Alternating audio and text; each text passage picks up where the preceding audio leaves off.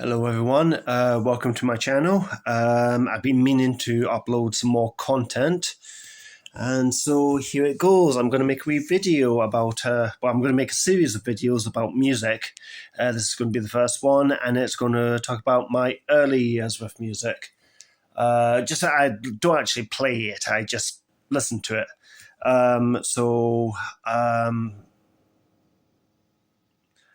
I've got some note here, so if I'm looking to the side, it's because I'm looking at my notes.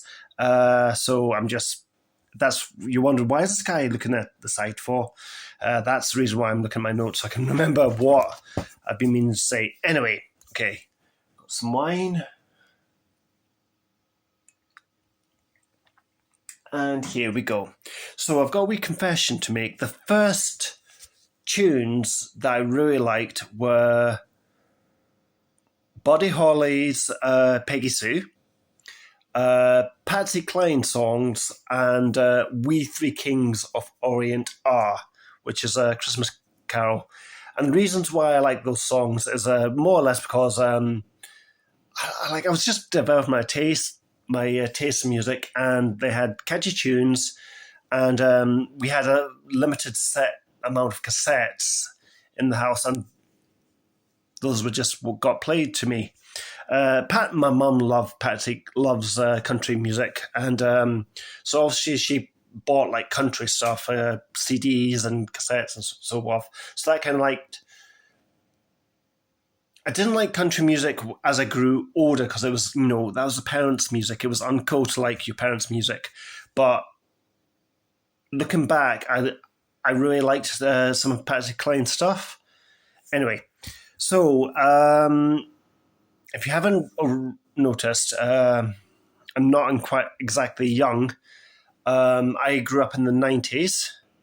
Born in 1985, grew up I'm a 90s kid.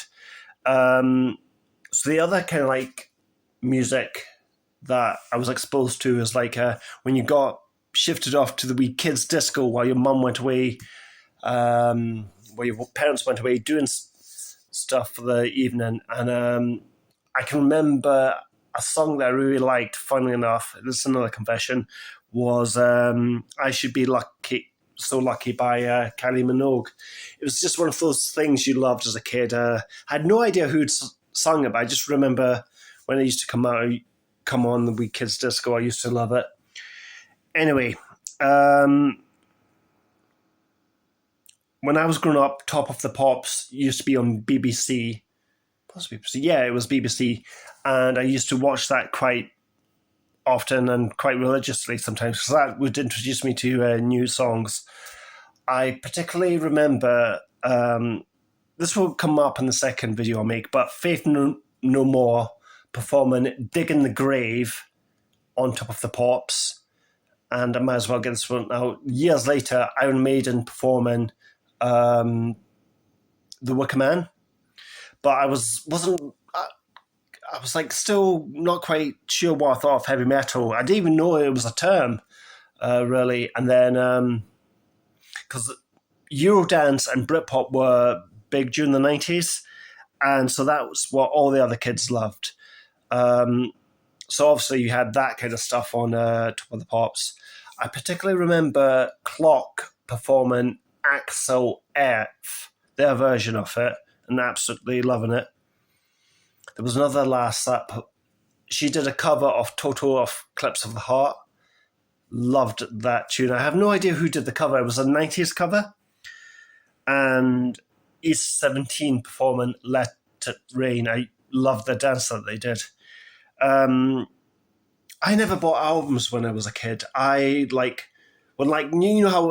artists brought out albums, but I only got the compilations.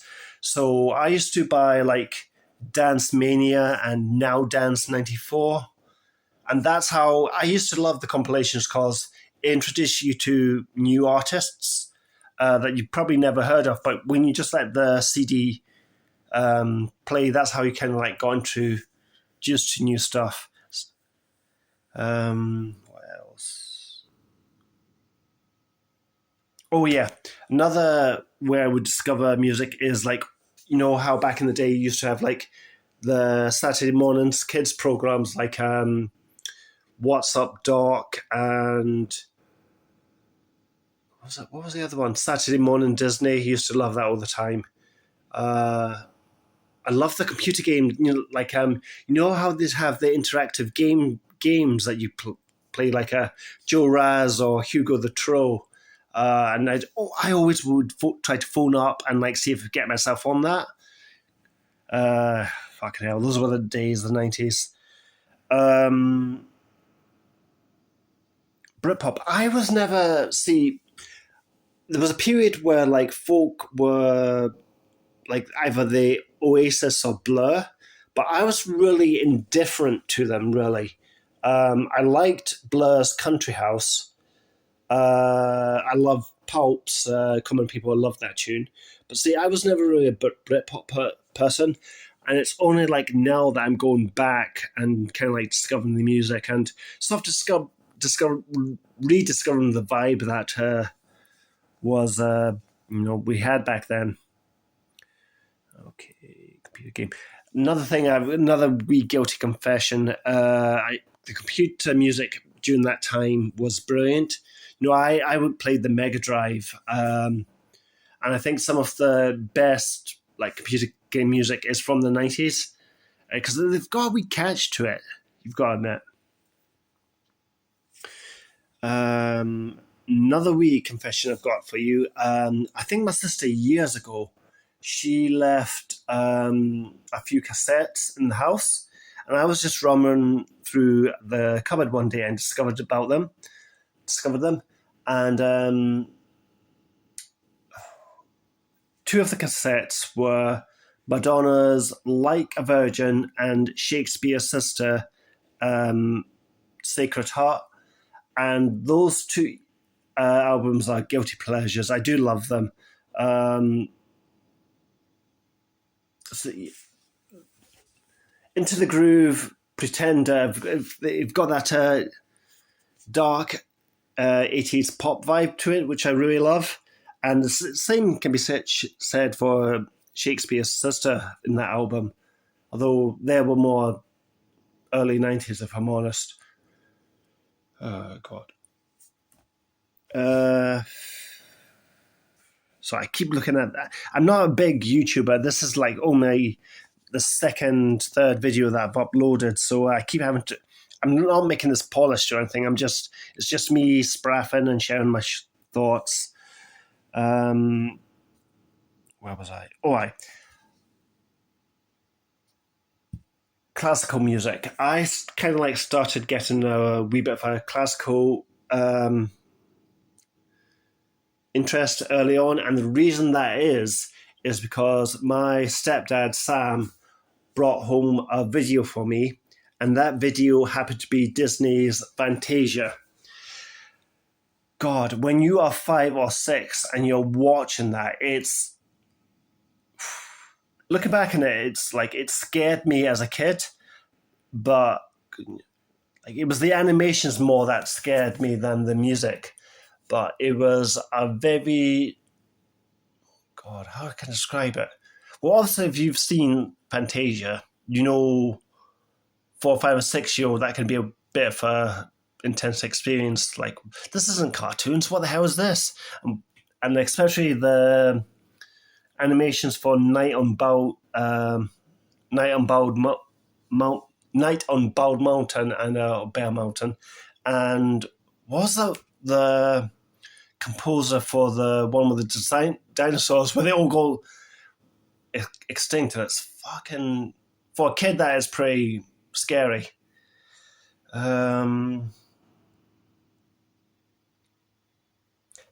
bit, I used to when I was in secondary school, I decided I'd try and expand my horizons a wee bit, and back when M&I, the old video store, the Scottish people will know what I'm on about when I say M&I Video.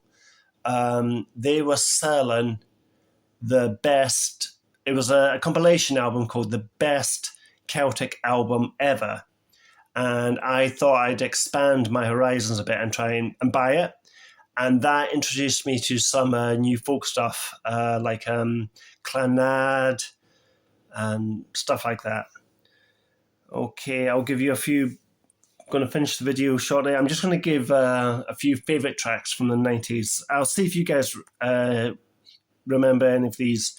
Obviously, East 17 Let It Rain, that's just like a classic 90s dance album. If you guys remember Ant and Dec, before they were Ant and Dec, they were PJ and Duncan, and they released a few songs under that name. One of them I really liked was what was it called? Oh, Radio Rocks, and there was a one I really loved. It's called "You Crazy Cats," but the best version of that song is a clock remix. So if you type in PJ and Duncan, you crazy cats clock remix, you'll get the version I'm on about, because the regular version is completely different. Some other like more obscure ones, but still classics. There's a band called the 49ers, and they had two songs. One of them was called Touch Me, and the other one was called Rockin' My Body. The last one I think is like one of the classic tracks from my childhood, and if I'm ever having a few drinks, I'll probably pop that on at some point. I'm just trying to think of the other classic tunes from the 90s. Culture Beat, obviously, Mr. Vane, Crying in the Rain, Gotta Get, Max, Get Away, and No More. They're just my childhood. Man.